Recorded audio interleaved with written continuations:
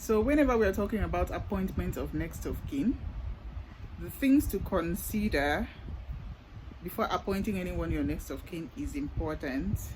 And when we are talking about that, we mention age, we mention proximity, which are the two most important things to consider when you are appointing anyone your next of kin. Of course, under our law, I have said it before, that a child or a minor is not supposed to be appointed a next of kin. When there is any situation, when there is any emergency, what can a child do? Little or nothing. And then proximity, the distance between where your next of kin resides and where you reside. You consider that you don't have to appoint someone who lives very far from you, and when it's time, maybe there is an emergency situation where he or she is needed and he or she cannot make it. You don't want to do that. So that is why proximity is usually considered. Imagine appointing someone who lives in another country, probably because that's your favorite, that's the person you consider, that's the person you trust. Fine, I understand sometimes it happens like that. You trust the person, but the person is not living close to you, so you have to find another person, because next of kin is not all about like I have said, I've dropped a couple of videos about next of kin. It's not all about inheritance and all of that.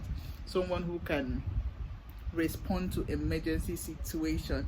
Yes, that's what next of kin is all about. Your first contact person, okay, someone to come and remedy a situation. That is who a next of kin is. Someone who can take decisions as though you would have taken. Someone who can give a go ahead on your behalf. Someone who can order that something be done on your behalf and it would be done as though you are the one doing.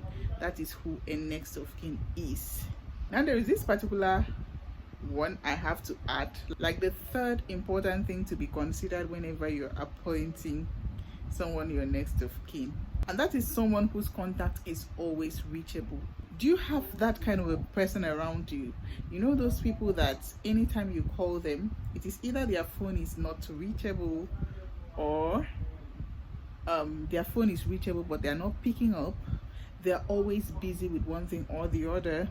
Like picking, there are people like in their nature, picking calls is not just something that is so important to them. They believe that they can pick up anytime they like, they can call back. Like, it is not just a thing for them, you know. It's not as if they don't like you or they are wicked, or that is just their nature.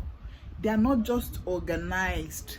Some of them, you call them at 10 a.m. in the morning and they return your call at 7 p.m. How many hours count? So imagine appointing such a person your next of kin. All these people that every time they misplace their phones, all the time they are repairing phones, they're repairing their phones up and down.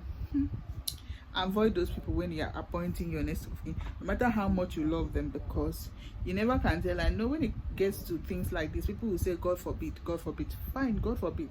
We never want the unexpected to happen, but it may happen and you need your next of kin to respond, and he or she will not respond. You don't want that to happen. So put all these things into consideration before appointing your next of kin. I hope this video helps.